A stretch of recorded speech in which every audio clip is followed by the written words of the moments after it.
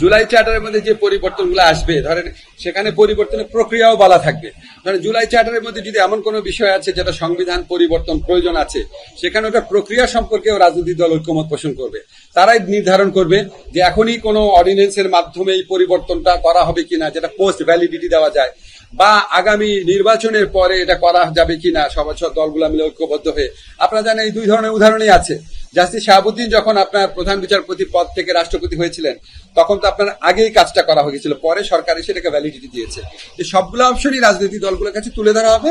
ওনারা যে এই বিষয়ে ঐক্যমত পোষণ করে সেটাই করবে। রাজনৈতিক দলকে কোনোভাবে এই ঐক্যমতকে পাশ কাটিয়ে অন্তত সংবিধান পরিবর্তনের কোন রকম চেষ্টা আমরা করবো।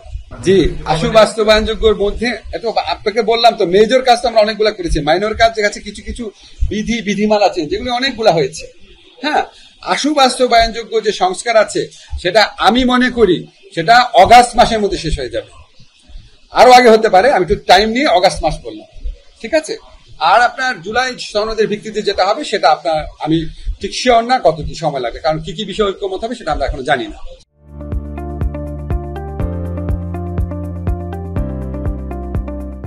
স্বরাষ্ট্র মন্ত্রণালয় তারা আপনার ইন্টারনাল একটা অ্যাকাউন্টেবিলিটি মেকানিজম করার জন্য আইনের পরিবর্তন করছেন। পুলিশের ভিতরে অ্যাকাউন্টেবিলিটি মেকানিজম, পুলিশের তদন্ত শুধু পুলিশ করবে না, অন্য কেউ করবে, ইন্ডিপেন্ডেন্ট বডি।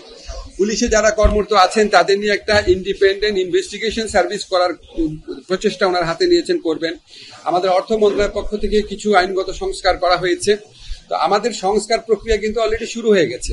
কিন্তু যে সমস্ত সংস্কারের ক্ষেত্রে রাজনৈতিক দলের ঐক্যমত্য প্রয়োজন, প্রধানত সংবিধান পরিবর্তন বিষয়ক, সেই সমস্ত ক্ষেত্রে আমরা ওয়েট করছি জুলাই চার্টার সম্পন্ন হয়ে গেলে, যেটা আমরা আশা করি জুলাই মাসে হয়ে যাবে, সেটার ভিত্তিতে আমরা সেই ধরনের বড় ধরনের সংস্কার বা সংবিধানের সাথে ইনভলভ আছে সেই ধরনের সংস্কার আমরা করতে পারবো বলে আশা করি।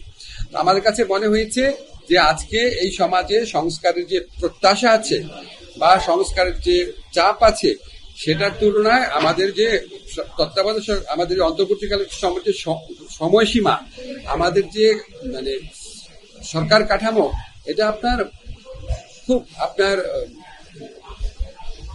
খুব যথোপযুক্ত না। আমাদেরকে অনেক বেশি পরিশ্রম করে কাজটা করতে হচ্ছে।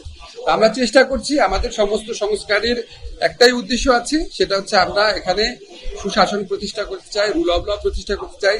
শাসকরা যেন অত্যাচারী হয়ে মানুষের জীবন বিপন্ন করে না দিতে পারে, মানুষ যেন মামলার জটে পড়ে সর্বশান্ত না হয়, মানুষ যেন আপনার একটা ডিফাইন্ড লিগ্যাল সিস্টেমে থাকতে পারে এবং উচ্চ নাগরিক সুবিধা ভোগ করার ক্ষেত্রে তার ব্যক্তি স্বাধীনতা যেন কম্প্রোমাইজ না হয়।